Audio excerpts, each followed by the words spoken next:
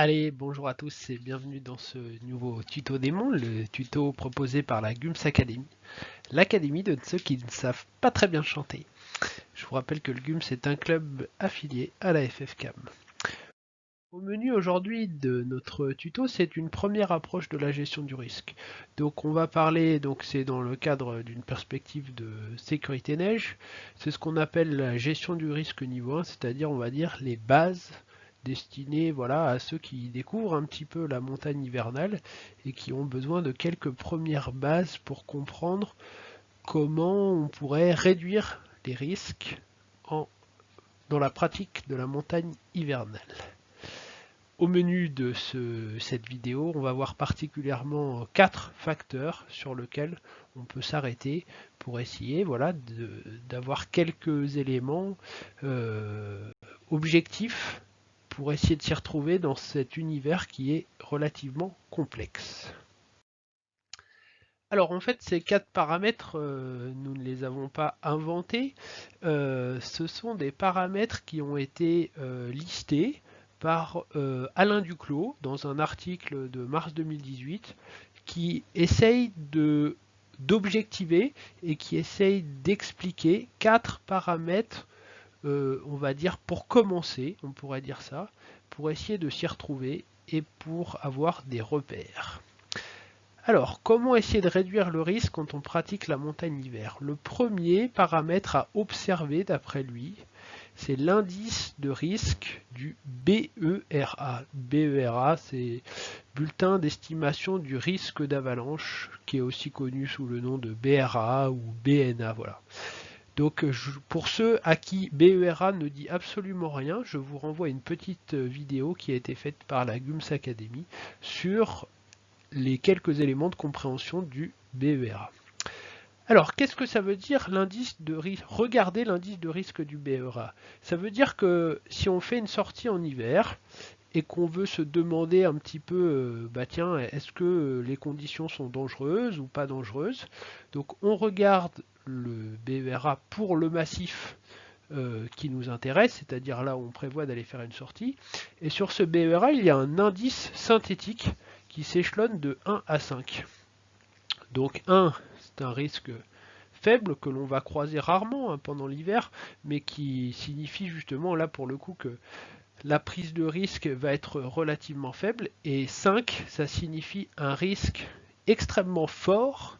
Donc ça, pour vous donner un ordre d'idée, c'est-à-dire que des voies de communication peuvent être impactées par les avalanches, des habitations peuvent être impactées par les avalanches, des phénomènes de très large ampleur, c'est-à-dire de très grosses avalanches en taille, peuvent se déclencher.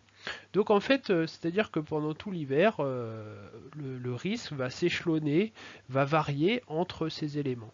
Donc en fait, ce qu'on va constater, c'est que bien souvent, l'hiver, on va se retrouver sur un risque 2-3. Donc je vous rappelle, 1 c'est un risque très faible et 5 c'est un risque extrêmement fort. Donc premier paramètre à observer, c'est cet indice de risque indiqué sur le BERA. Deuxième paramètre qu'on va observer si on prévoit une sortie, c'est l'inclinaison des pentes.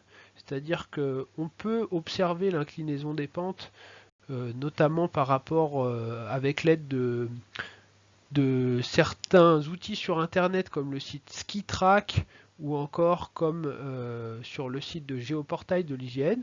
On peut obtenir, on va dire, une colorisation des pentes supérieures à 30 degrés. Pourquoi ça nous intéresse de regarder justement l'inclinaison de la pente? Eh bien, parce que je vous rappelle que les avalanches ne se déclenchent quasiment pas ou fait extrêmement rare dans des pentes inférieures à 30 degrés. C'est-à-dire que en fait, si on prévoit une sortie, raquette, ski, n'importe, là où il y a des pentes inférieures à 30 degrés, en fait, on sait que on minimise fortement le risque. Si par contre on prévoit une sortie où il y a des pentes supérieures à 30 degrés, ce qui arrivera finalement assez souvent en ski, là dans ce cas-là, on va commencer à être beaucoup plus vigilant et notamment on peut repérer les endroits pendant la randonnée pendant lesquels il faudra faire particulièrement attention puisque les pentes sont plus soutenues. Soit à l'endroit où on passe, soit autour de nous. C'est-à-dire si je suis dans un fond de vallée, mais que autour de moi il y a des pentes super raides, mais par lesquelles j'ai pas prévu de passer, mais qui m'entourent en quelque sorte, il faudra être très vigilant. Donc ça c'est un deuxième paramètre. Troisième paramètre que conseille de regarder Alain Duclos, c'est y a-t-il des avalanches récentes que l'on peut observer? Alors il résume la situation de la façon suivante, parce que le meilleur signal de danger d'avalanche, c'est les avalanches. Donc effectivement, ça peut paraître un petit peu basique de dire ça, mais en fait, c'est l'avalanche que l'on peut voir, c'est-à-dire celle qui a lieu sous nos yeux, pas forcément sur la pente où on est, mais on va dire dans un secteur où on est, nous renseigne forcément d'une instabilité, et puis par exemple de la présence de plaques. Ça peut être, voilà, des avalanches que l'on voit ou des avalanches qui ont eu lieu récemment. Voilà. Je vais vous donner un petit exemple. Je vous avais déjà montré dans une autre vidéo cette sortie GUMS qui a lieu donc à la pointe de la Carmélite. Donc là vous voyez un skirt, c'est avant le déclenchement. Donc ce skirt, là je ne vais pas vous montrer la vidéo, je vais vous montrer des affichages de photos. Donc là c'est avant le déclenchement. Donc ce skirt il va faire une petite godille. Et ce qu'on va observer c'est qu'il va déclencher une plaque. Donc voilà, quelques secondes plus tard, là vous voyez bien la plaque que ce skieur a déclenché, donc par le passage, par son poids et par le fait de skier à cet endroit-là. On peut dire c'est comme s'il avait déclenché une mine, hein. C'est une image que prend un spécialiste suisse des avalanches là, qui s'appelle Werner Munter. C'est comme s'il avait déclenché une mine, donc il déclenche une plaque. Et donc on voit, donc là il a déclenché une avalanche de plaques de modeste amplitude, mais voilà qui est une avalanche quand même. Petit retour en arrière. Et donc en fait on se rend compte, si on regarde attentivement, donc là c'est que en fait ici il y a une avalanche récente de petite envergure. Et donc voilà ce troisième critère, je vous rappelle, des avalanches récentes observées.